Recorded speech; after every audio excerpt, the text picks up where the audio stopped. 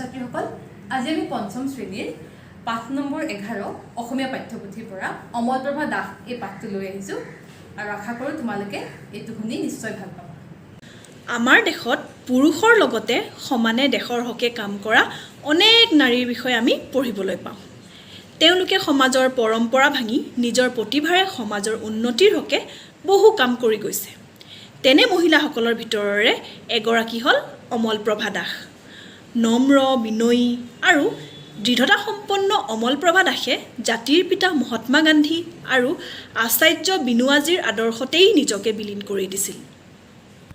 সৰুৰে পৰাই নিজৰ ঘৰখনতে অমলপ্ৰভা দাসে সমাজ সেৱা তথা দেশ সেৱাৰ এটি পৰিৱেশ পাইছিল।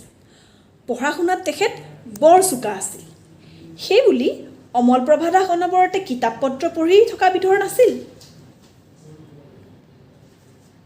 স্কুল ছুটিৰ পিছত ঘৰলৈ গৈ মাক দেউতাকক কামত সহায় কৰা, ফুলনিত ফুল ৰোৱা, গছপুলিত পানী দিয়া আদি কাম কৰি তেখেতে বৰ আনন্দ পাইছিল। পঢ়া শুনাৰ লগতে নাচ গানতো তেখেত পাৰ্গত আছিল।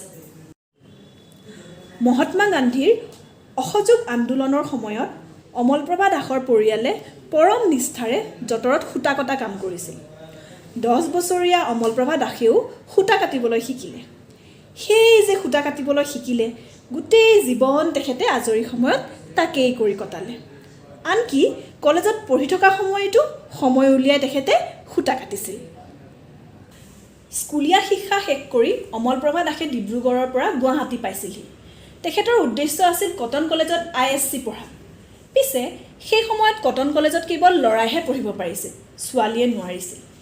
অমলপ্ৰভা দাসক কটন কলেজত পঢ়িবলৈ দিয়া নহ'ল, যদিও তেখেত থমকি নৰল। তেখেত কলিকতা পালেগৈ আৰু বেথুন কলেজত নামভৰ্তি কৰিলে। এনেদৰে বহু বাধা বিঘিনি নেওচি তেখেতে ব্যৱহাৰিক ৰসায়ন বিদ্যাত MSc পাছ কৰে। এওঁৱেই MSc পাছ কৰা প্ৰথম অসমীয়া মহিলা। স্বাধীনতা আন্দোলনৰ বাবে গাঁৱৰ মানুহক একত্ৰিত কৰিবলৈ অমলপ্ৰভা দাসে গাঁৱে গাঁৱে ঘূৰি ফুৰিছিল। এনেদৰে ঘূৰি ফুৰোঁতে তেখেতে গাঁৱৰ দুখীয়া মানুহৰ দুখ যন্ত্ৰণা দেখি ব্যথিত হৈছিল। তেতিয়াই তেখেতে উপলব্ধি কৰিছিল যে গান্ধীজীৰ আদৰ্শৰে ঘৰুৱা উদ্যোগ পাতি দেশবাসীক আৰ্থিক অৱস্থা টনকিয়াল কৰিব পাৰে। শিক্ষা শেষ কৰি অমলপ্ৰভা দাসে গান্ধীজীৰ আদৰ্শ আগত ৰাখি কিছুমান সামাজিক কাম হাতত ল'লে।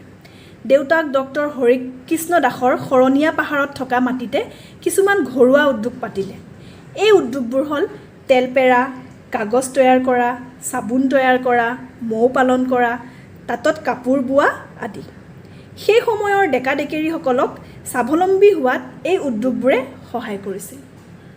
অমলপ্ৰভা দাসক এই কামত মাক হেমপ্ৰভা দাসে সহায় কৰিছিল।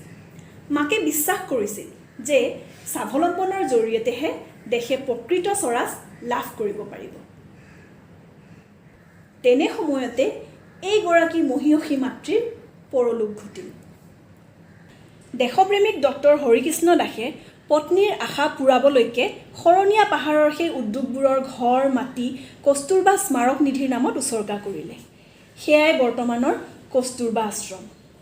1955 চনত ভাৰত চৰকাৰে অমলপ্ৰভা দাসক সমাজ হিতকৰৰ কামৰ স্বীকৃতি ৰূপে পদ্মবিভূষণ সন্মান প্ৰদান কৰিছিল।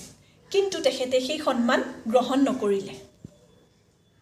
তেখেতে সেই সন্মান গ্ৰহণ নকৰি প্ৰধানমন্ত্ৰী জৱাহৰলাল নেহৰুলৈ লিখিছিল, মই সামান্যভাৱে যিকণ সেৱা আগবঢ়াইছোঁ তাক মান্যতা দিয়াৰ বাবে অন্তৰৰ পৰা কৃতজ্ঞতা জনাইছোঁ।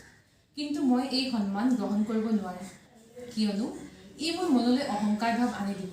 তাৰ বাবে মোক অনুগ্ৰহ কৰি মাৰ্জনা কৰে যেন। অমলপ্ৰভা দাস আজীৱন অবিবাহিত হৈ আছিল। সৰল মনা আৰু অমায়িক অমলপ্ৰভা দাসে উৰেটো জীৱন দুখীয়া নিচলাৰ মংগল চিন্তাৰে অতিবাহিত কৰিলে।